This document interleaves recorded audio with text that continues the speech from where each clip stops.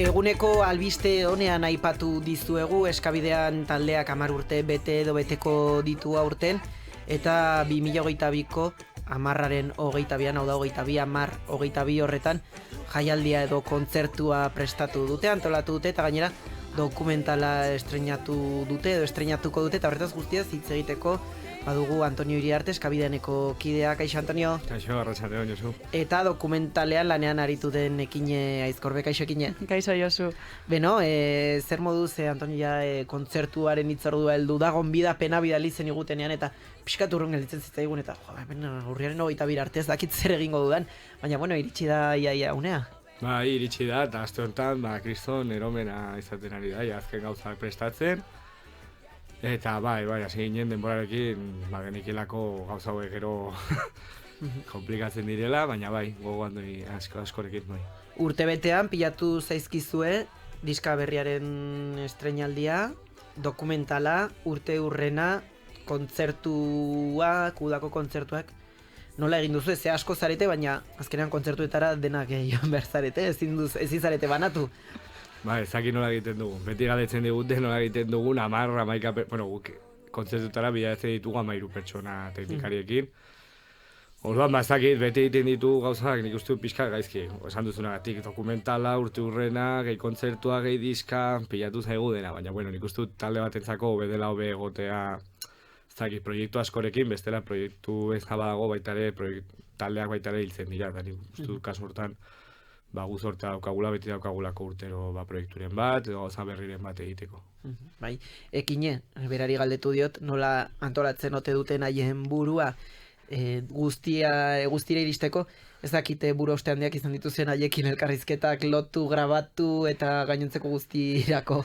Bueno, hasieran bastante ongi hasi ginen elkarrizketaren hitzorduak lotzen, baina gero bai, hola gainera, anekdota moduan, egon zen asteburu bat hartu izan genuela bi grabaketa egiteko, grabaketak egin ditugu bikoteka, eta ziren taldeko laukiderei egiteko elkarrizketa. Eta joan ginen Muzkira Garatearen herrira asteburu pasa, eta horietako elkarrizketa bat grabatu izan genuen goizeko ordu batetan. Osa, ordu batetatik 3:00. Orduan, egia da, biltzatela denak gauza pila batetan, eta orduan batzuetan kostatu zaigula elkarrizketa bat egitea. Bai, dokumentalaren atal batzuk behintzate horreapen bat ikusteko aukera izan dugu sareetan. Okerez banago, naizen argitaratuko da edo argitaratu da? Bai, igandean jarriko da ikusgai, baina bakarrik harpidedunentzat. Baina gero ere beste aukera batzuk egongo dira dokumentala ikusteko. Gasteizen, Bilbon, Donostin, Deban eta Iparralden ere jarriko da. Eta gainera, modu fisikoan ere saltzeko intentzia dugu, edo, bueno, intentzia baino gehiago egingo dugu, bai. Bai, prestatuta, bai. Bueno, pixkate, pinponean arituko naiz gaur zuek bion artean, nisarea izango naiz, zuri dokumentalari buruz, zuri Antonio Eskabideani buruz galdetuko dizut. 10 urte, Iturraman sortu zen, Iturrama ikastetxean sortu zen talde bat, horrelako taldeak gainera normalean bizi itxaropena txikia dute edo bizi iragarpen txikia egiten zaila alako taldei, eskolan edo eskola garaian sortzen diren taldei, baina 10 urte marka da. Bai. Gu hasi ginen momentu baita ere zeuden pila bat talde. Eskapada, baserrita, potxokapun zeudela tope, eta zuk diozuna, ez? Institututan sortuta baita ere, gero jendea azten da kanpora joaten ikastera, Erasmusak eta bar, baina guk ez dakit, nik uste dut sorte historia bat izan dela, justo elkartu garela jendea, ez dakit, eman diogula garrantzi hori taldeari, edo behintzat taldeak harrapatu zigun lehen momentutik, eta bai, 10 urte beti ditugu elkarrekin. Batzutan ez egiten gure artean, dice, ostia, 10 urte bata besteari, batzuk dara mate 3 urtetatik elkarrekin, Amaiurretik edo Goalde edo Galdezarretik elkarrekin, eta gaur arte, osea, baina, polita da baita ere 10 urte betetzea talde batekin.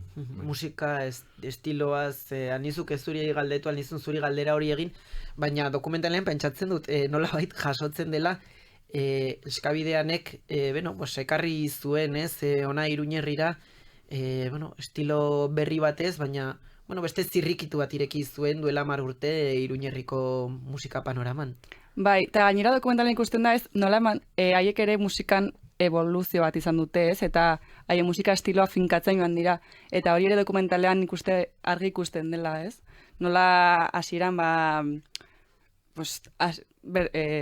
garaiko talde jotzen zuten iguala jotzen zutela, eta gutxinaka haien musika propioa sortzen hasi zirela, eta ja eska rocksteady ez dakite songi estilo horiek filmolak dire, baina bueno, estilo horiek jorratzen hasi ziren, eta bai, Iruñerrian ikusi da talde oso importante bat izan dela musika hori garatzeko, eta Euskal Herrian ere esango nuke. Okay. Estiloari dagokionez bakarrik ez, eta seguraski estiloaren gaia aterako dela berriro, Antonio, zera, taldekideen osaerari buruz, edo osaerari dagokionez, eta profilari dagokionez, eta ahotsei dagokionez ere, aldatuz joan da taldea eskabidean, gero eskabidean hande Blackbirds, eta hori berriro, bueno, eskabidearen izenarekin ezagutzen dugu, baina txori hoien ahotsa edo Blackbirds hoien ahotsa txertatu eginda eta mantentzen da. Bai, justo sartu ziren gainera guk oso momentu txar batetan geudenean, horregatik, hasi ginelako oso gazteak ginenean Iturramesti dutuan, eta batean, Xantik aurtu zuen berak, taldea utzi behar zuela. Eta guretzako, laguntasun edo laguntalde hori apurtzea, izan zen guretzako oso momentu txarra, justo gainera beste batzuk baita esan zuten, zalantzak zituztela taldearekin jarraitu edo ez, eta hauek sartu ziren, buelta bat emateko eta baita ere, motivazio bat sartzeko, edo behintzat gure arte baita ere, zerbait berria sentitzeko, eta hasieran urte batetako proiektua izan behar zen, edo horretan gelditu ginen azkenean mantendu egin dela. Gaur egun bi daude, Idoia eta Lorena, Claudia baita ere utzi zuen proiektua justo urtea pasata gero. Baina bai, beti nik uste dut, hasieran beldurra ematen zigun aldaketak egitea eta jende berria sartzea, baina gero etoitu gara eta ikusi dugu zerbait normala dela eta zerbait aberasgarria baita ere taldearentzako. Bai, eta taldearen bilakara horren zeinu, bilakara egiten da ez, gustora egoteko, eta konfort gune horretatik atera, baina gustora egoteko, sendo jarraitzeko, gure unea kantaren bideoklipean ez, horbizkate taldea bizi den giroa somatzen da. Bai, gainera hori justo badago grabatuta Garate Studiosetan, grabatu ditugula azken bi diskak, Izaera eta Irizar zikinean, Kaki Arkadazorekin, eta guretzako izan da kriston esperientzia. Momentu hortan arte lehenengo bi diskak grabatu ditugu Nabean eta Arbizun, eta zen, egun osoa joan estudiora grabatu, eta etxera buelta hurrengo egunen arte, baina han, Garate Studioz da, landetxe antzeko estudio bat, eta han egiten genuelo, eta bi diskotan pasa ditugu 10-11 egun gutxi gora bera guztiak horrelkarrekin diskoa grabatzen. Gainera, mendi erdian dago, ez dago ezer, sartzen zara beste realitate batetan. Izan da supera berazgarria, bai. Dokumentalean azaldu duzuekin pixkate musikalki izanuten garapen horren berri izanen dugula. Zer spoilerrik egin gabe noski, baina zer gehiago ezagutu izango dugu eskabidean buruz dokumentalean. Nik uste dut ia dena alko dugula ezagutu. Azkenean 10 urte horietako ibilbide guztiak kontatzen dute. Gauza asko ere kanpoan geratu dira, ze ordu batean ezin da dena kontatu. Baina nik uste taldea barrutik ezagutzeko oso aukera ona dela. Eta ez, nola hasi ziren haiek bakarrik eta nola egin duten haiek bakarrik haien kontzertuak lotzen, haien diskoak haiek egiten, azkenean haien voluntateagatik atera da taldea aurrera, eta nik uste hori oso argi geratzen dela dokumentalean. Autogestioa ez, hortaz bizi izan direla. Bai, arnas hartzeko musika pixka bat entzungo dugu minutu batez eta jarraituko dugu elkarrizketarekin.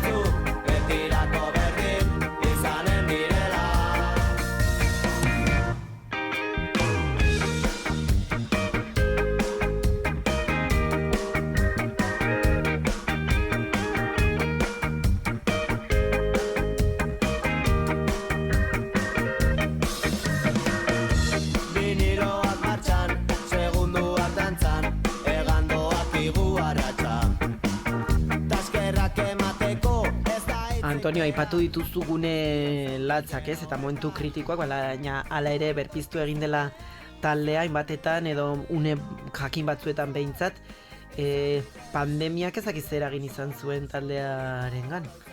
Ba, gure kasuan oso txarra egia zen. Nik ez dakit beste taldeak nola bizi izan zuten. Bai atera dira talde asko, bastakit nola pandemia beretzat izan dela berazgarria, ez? Izan dutelako ez dakit denbora beraien barruan ikusteko, edo konposatzeko, baina gure kasuan eskeia apurtu du taldea.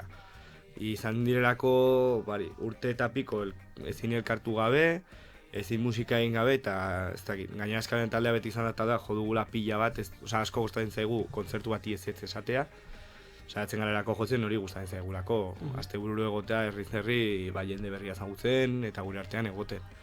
Eta orduan, kuarentena izan da, WhatsApp taldeak, nik hortik enduruen WhatsApp taldea eta beste batek baita ere, izan zen guretzako ez dakit, Iruñan egotea, izan da brutala, eta guretzako hainbeste jende izan da gainera taldean, ohituta gaudela eromen hortara, ez? De repente pasatzea gure etxean egotera, bideodeiak egiten, oso zaila guretzako, jende guztientzako izan. Une goxoak ere hala ere izan dituzue, tartean berriki izan dituzue kontzertu batzuk.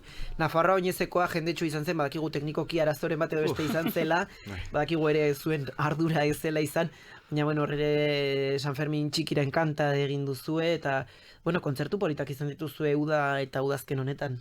Egon gara Tortxun baita ere, eta gero Euskal Herria osotik bizpairu urte lamago, nik uste 2018 gutxo gara bera, guk gehien bat jotzen dugula Euskal Herritik eta Nafarroan, hiru pala egiten ditugula, eta hori, guretzako da pasada bat, egotea, eta urte nengo gara algortan, edo lauki zen, eta txotna beteta, 1000 pertsonekin, jendea besten, jendea gure kontzertua ikusten. Hori izan da, nahiz eta gero Tortxu bezalako kontzertua izan, beste movida bat, ez, direlako pila bat jende, Iruñan gainera, edo San Fermin txikiton Aldezarrean, beti guk bizitzein dugula Aldezarrean, baina gero baita ere Bizkaiara joatera, gure esetik 2 ordutara, eta horrelako giroa sortzea, eta jendea gure esperoan egotea, baita ere bada amets bat bezala baita ere. Ez dakita amets hori jasotzen den dokumentalean ekine? Bai, nik ikusten dela ez, hasieran talde txikia izan da, jende oso gutxi joaten zelaiek ikustera, eta bisualki nik ere ikusten dela, eta gero ere kontatzen dutenarekin nola azkenean hori taldeak Bizkaian plazak betetzen dituela, eta Tortxu batean jo izan duela, udan, eta nik esan barra daukat, ze haiek ez dira batere konstiente ere, ze nolako arrakasta duten edo ezak nola esan, ez? Nik kanpotik bizi izan dudala, ez, uda hontan, haien ibilbidea edo haien egunerokotasun hori, komillen artean, ikusi dut, Atortxun adibidez, bazegoela jendea, haien kontzertua hasteko zai, eta haiek ez dute hola bizitzen. Haientzako, ez da gauza bat, ez duke esango ere ez normala dela haientzako, baina ez dira konsiente benetan, zenolako taldea diren Euskal Herrian. Oker hori zalantzari gabe gainera guk ere badakigu izan iristen zaizkigulako zuen notiziak, zuen berri dugunean, eta zuei elkarrizketa bat egiten dizuen gunean ere ikusten dugulako webuneak dituen bisitetan eta saretan duten mugimenduarekin, beraz horre ere bat egin behar dut ekinerekin. Pentsatzen dut ere dokumentalean hor taldetik kanpokoen testigantzak ere jasoko zen dituztela. Bai, egon gara Bilbon, Punch Recordseko haien lagunekin. Gero Deban ere egon gara, ze haientzako Deba da Ciudad de Vacaciones. Gure herria. Gure herria. Nik esaten Ciudad de Vacaciones, baina entzako da, vamos, oginean Deban grabatzen, denek ezagutzen zuten elkar. Hauek ziren herriko beste kuadria bat, edo kuadria bateko kuadriakideak. Gero Erekaki Arkarazo agertzen da, Pello Eskalari, Josu Marti eta Jon Celestino ere lanaben grabatu genituela, haien teknikariak ere haien taldeko parteetzat hartzen ditugula. Eta ez da, nolgia batera. Ez, nik ezakit. Gero gu grabatu ditugu Iturraman, baita eman diogu garrantzia ez, dokumentalean baita ere, bai esaten denari eta baita ere pertsona bakoitzak esaten duena zelekutan dagoen non grabatu den.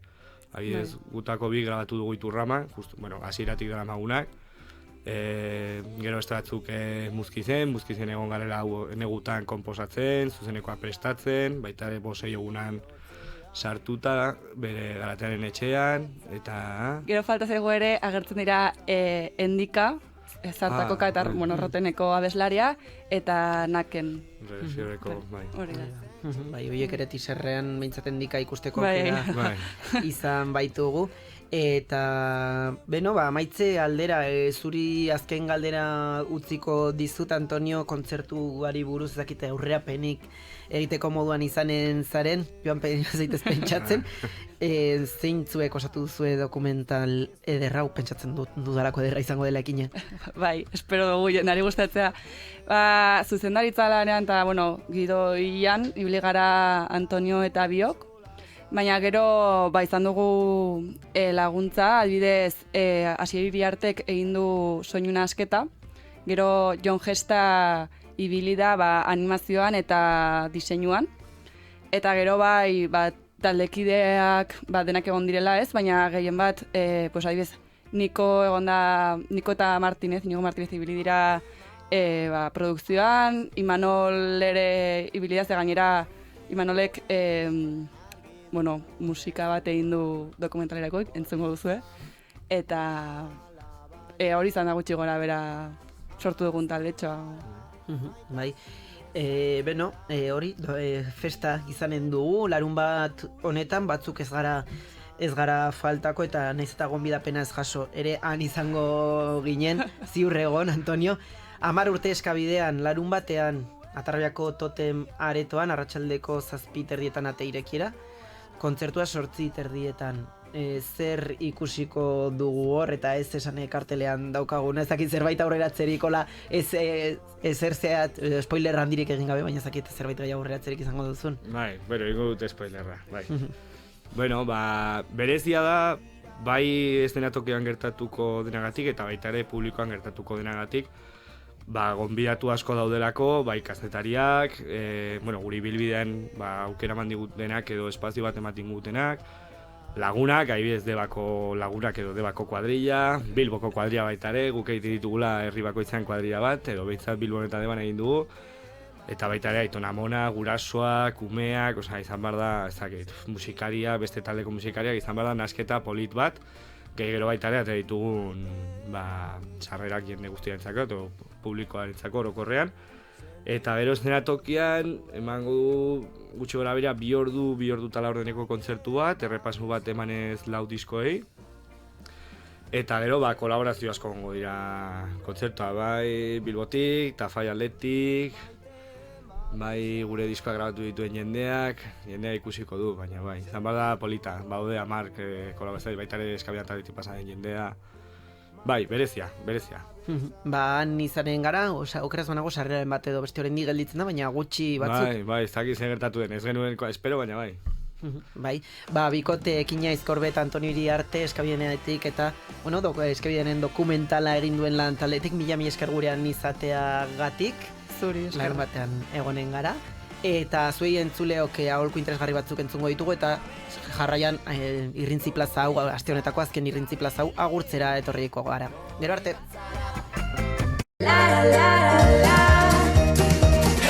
Irrintzi Plaza, Euskal Herria irratian.